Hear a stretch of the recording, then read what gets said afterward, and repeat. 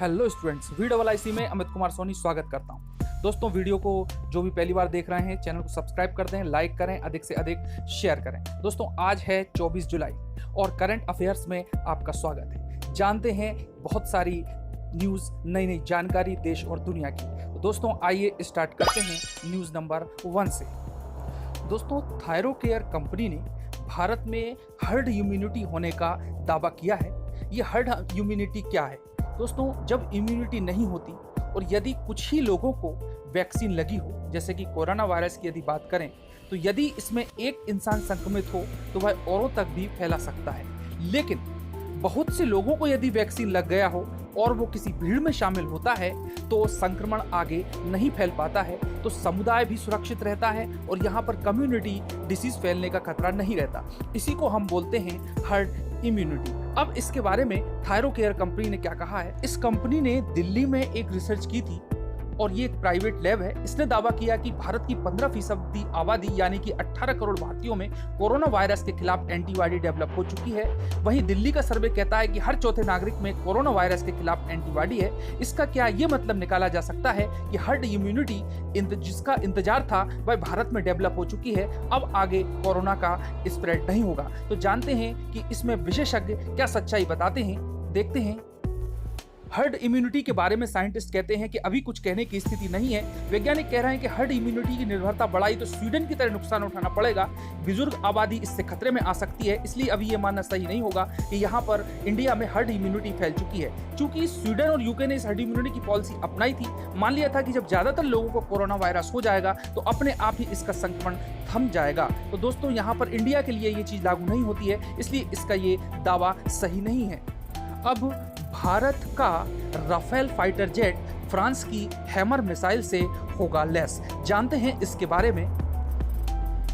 Medium range की hammer missile का France की एयरफोर्स और नेवी में भी इस्तेमाल किया जाता है। इसकी रेंज 60 से 70 किलोमीटर है और लद्दाख जैसी पहाड़ी इलाकों में भी टारगेट को अपना निशाना बना लेती है।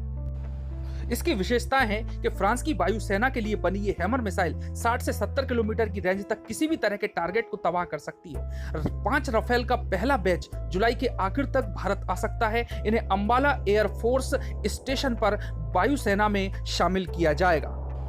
दोस्तों, Hammer highly agile modular ammunition extended range इसका फुल फॉर्म है। मीडियम रेंज मिसाइल है जिसे फ्रांस की वायुसेना और नेवी के लिए बनाया गया था। ये आसमान से जमीन पर वार करती है। हैमर लद्दाख जैसे पहाड़ी इलाकों में भी मजबूत से मजबूत शेल्टर और बंकरों को तबाह कर सकती है। हैमर से 60 से 70 किलोमीटर रेंज तक किसी भी तरह के टारगेट को तबाह किया जा सकता है। वेरी इंपॉर्टेंट एग्जाम की दृष्टि से। बात करते हैं अमिताभ बच्चन के कोरोना टेस्ट रिपोर्ट की। सोशल मीडिया पर यह न्यूज़ प्रसारित हो रही है कि उनकी कोरोना की जो रिपोर्ट है वह नेगेटिव आ चुकी है और उनको शीघ्र ही हॉस्पिटल से डिस्चार्ज कर दिया जाएगा। लेकिन अमिताभ बच्चन ने एक ट्वीट करके और स्वयं सामने आकर के इस बात का खंडन किया है। आइए बात करते हैं उन्होंने क्या कहा है। अमिताभ बच्चन ने ट्वीट किया है, खामोशी की तरह में छुपा लो सारी उलझनों को, शोर कभी मुश्किलों का आसान नहीं करता। वो कहते हैं कोरोना टेस्ट रिपोर्ट नेगेटिव आने की खबरों का खुद अमिताभ बच्चन ने खंडन किया है। अमिताभ ने कहा कि ये खबरें पूरी तरह गलत, गैर जिम्मेदाराना और झूठ हैं। इससे पहले हॉस्पिटल सूत्रों से मिली रिपोर्ट्स में कहा जा रहा था कि अमिताभ बच्चन की जो स्वाब रिपोर्ट है वह नेगेटिव आई है, पर उन्हें अभी कुछ दिन हॉस्पिटल में ही डॉक्टर्स की निगरानी में रखा जाएगा। तो देख सकते हैं कि अमिताभ बच्चन की जो सोशल मीडिया पर नेगेटिव रिपोर्ट और डिस्चार्ज होने की बात आई थी वो गलत है। गौरतलब है कि अभिषेक बच्चन और ऐश्वर्या राय बच्चन को भी कोरोना की शिकायत होने पर उनको भी हॉस्पिटल में भर्ती किया गया था।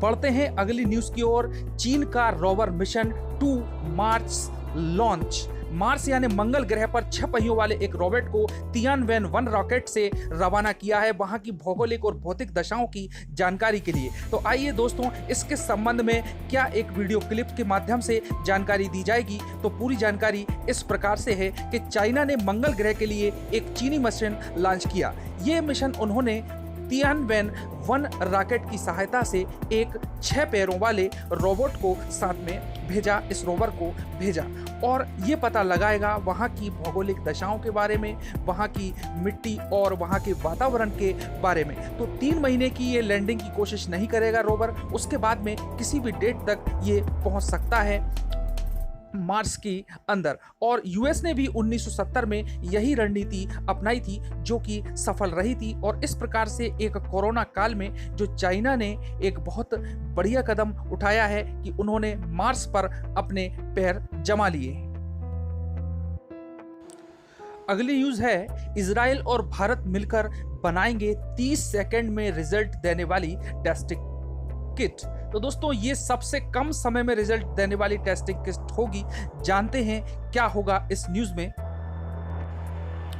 भारत और इजराइल मिलकर कोरोना के खिलाफ लड़ेंगे।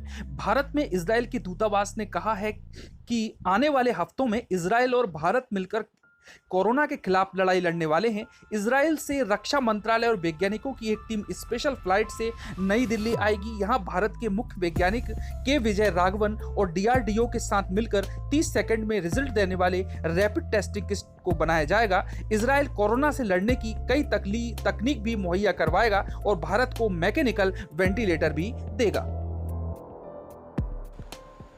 कोरोना वैक्सीन पर WHO का एक बड़ा बयान आया है। कहा है कोविड-19 का पहला टीका 2021 से पहले बनने की या लगने की उम्मीद नहीं है। अभी संक्रमण पर सोचने पर विचार किया जाए तभी ठीक रहेगा। जानते हैं पूरी न्यूज़ है कि कोरोना वायरस के बारे में जो वहाँ के सलाहकार हेड हैं माइक रेयान, उन्होंने कहा है कि 2021 तक किसी भी हालत में कोरोना वैक्सीन 100% अपना परफॉर्मेंस नहीं दे पाएगी और कोरोना वैक्सीन नहीं काम करने योग्य हो पाएगी। लेकिन अभी हमको उन चीज़ों पर ध्यान देना है जिससे कि संक्रमण को रोका जा सके। अभी हमको टेस्ट बढ़ाना है और जो भी संक्रमित हैं उनकी रेमेडीज या उपचार के बारे में ही बात करना है। और कोरोना वायरस की वैक्सीन पर हम लोग निरंतर काम कर रहे हैं और हमारी टीम एक निश्चित रूप से पूरे समय इसके लिए और परीक्षण के लिए लगी हुई है ताकि इसको जल्दी से प्रयोग में ला सके। लेकिन 2021 तक ये संभव होता दिखाई नहीं दे रहा। कोरोना वायरस और कहीं कहीं पर बाढ़ के प्रकोप के कारण चुनाव आयोग ने निर्णय लिया है कि मध्य प्रदेश सहित 6 स्टेट्स के 8 सीटों पर उपचुनावों को टाला जाए। तो आइए जानते हैं पूरी खबर क्या है। कोरोना के बढ़ते प्रकोप और बाढ़ की वजह से 6 राज्यों के 8 लोकसभा और विधानसभा उपचुनावों को फिलहाल टाल दिया गया है। भारतीय चुनाव आयोग ने 7 सितंबर तक होने वाले उपचुनावों को टालने का फैसला किया है। चुनाव आयोग के मुताबिक हालात सुधरने पर ही ये चुनाव कराए जाएंगे। ये स्थान है बिहार समेत 6 राज्यों में होने थे ये उपचुनाव। जिन राज्यों में उपचुनाव होने थे वो है मध्य प्रदेश का आगर विधानसभा क्षेत्र, बिहार में वाल्मीकि नगर लोकसभा क्षेत्र, असम में शिव सागर विधानसभा क्षेत्र, तमिलनाडु में तिरुवोत्तुर और गुदियात्तम विधानसभा क्षेत्र, उत्तर प्रदेश में बुलंदशहर और टुंडला विधानसभा क्षेत्र और केरल में चावरा विधानसभा क्षेत्र शामिल हैं। चुनाव आयोग के सूत्रों के हवाले से न्यूज एजेंसी ने बताया कि विधानसभा सीट खाली होने के 6 महीने के अंदर वहां उपचुनाव कराने होते हैं, लेकिन बाढ़ और कोरोना की वजह से इनको अब टाल दिया गया है। कंपनी ने फेसबुक मैसेंजर में जुड़ा एक नए ऐप लॉक को लॉन्च किया है। अब जो है लॉक यूजर के टच आईडी या फेस आईडी से ही ओपन होगा। तो जानते हैं कि कंपनी द्वारा फेसबुक के मैसेंजर में जो ऐप लॉक लॉन्च किया है वह क्या है। फेसबुक ने अपने मैसेंजर फीचर को सुरक्षित करने के लिए एक अनलॉक ऐप को लॉन्च किया है। दोस्तों, कंपनी ने एक ऐसा ऐप जोड़ा है जो कि एक महत्वपूर्ण लॉक फीचर के साथ में उपलब्ध है। ये लॉक फीचर फेस या टच आईडी से ही खुलेगा जो भी उसको यूज करेगा उसके यूजर को। लेकिन अभी ये ओएस और आईपैड के लिए ही है। भारत में एंड्रॉयड मोबाइल्स के लिए ये अभी लॉन्च नहीं हुआ है। और अभी एक और नए प्राइवेट फीचर की घोषणा भी कंपनी ने की है जो कि शीघ्र ही भारत के लिए लॉन्च हो जाएगा।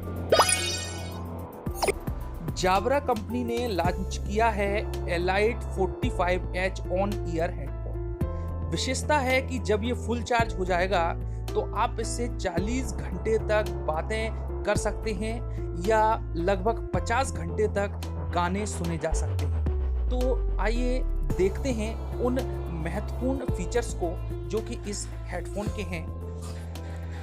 जाब्रा elite 45H on air headphone, इसकी भारत में जो कीमत रहेगी वो होगी 9,999 रुपये, 9,999, और ये जो है अमेजन प्लेटफॉर्म पर इसकी बिक्री स्टार्ट हो जाएगी 6 अगस्त 2020 से।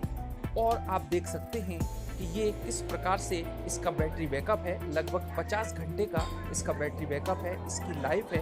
और जैसा कि कहा कि 50 घंटे तक आप इससे गाने सुन सकते हैं या 40 घंटे तक इससे बात कर सकते हैं। तो बहुत अच्छा फीचर लेकर के ये आ रहा है। सोनू सूद अब दिलाएंगे प्रवासी मजदूरों को नौकरी। दोस्तों, सोनू सूद ने एक ऐप लॉन्च किया है जो है प्रवासी रोजगार ऐप। आइए, क्या है इसकी विशेषताएं। प्रवासी मजदूरों को उनके घरों तक सुरक्षित पहुंचाने के बाद अब सोनू उन्हें नौकरी दिलाने में भी मदद करेंगे। इसके लिए सोनू ने प्रवासी रोजगार नाम से एक प्लेटफॉर्म शुरू किया है जो प्रवासियों को नौकरी खोजने के लिए जरूरी जानकारी और सही लिंक मुहैया करवाएगा। इसकी जानकारी सोनू ने अपने ट्विटर हैंडल पर शेयर की है। सोनू ने कहा, पिछले कुछ दिनों में इस पहल को तैयार करने के लिए बहुत सोचा और फिर प्लान तैयार किया। देश के टॉप ऑर्गेनाइजेशन के साथ डिस्कशन किया जो गरीबी रेखा के नीचे युवाओं और गरीबी रेखा से नीचे के युवाओं को रखने तैयार हैं। वे NGO, social organisation, government officials के स्टार्टअप हैं। वे कहते हैं, देश में 6 करोड़ से अधिक अंतर्राज्यीय प्रवासी श्रमिक हैं, उनमें से 3 करोड़ मजदूर हैं। इस समय में ऐप पर लगभग 1 करोड़ लोग होंगे। हाल ही में सोनू सूद पर बहुत अच्छे काम करने के बाद में एक टिप्पणी की गई कि क्यों ना कोरोना वैक्सीन बनाने का काम भी सोनू सूद को दे दिया जाए। तो उन्होंने कहा कि हा, मैं इतना बड़ा काम करने के लायक अभी नहीं हूं, मुझे अभी यही करने दो। दोस्तों, मिलते हैं लेटेस्ट अपडेट 25 तारीख की न्यूज़ के साथ में। धन्यवाद। जय हिंद।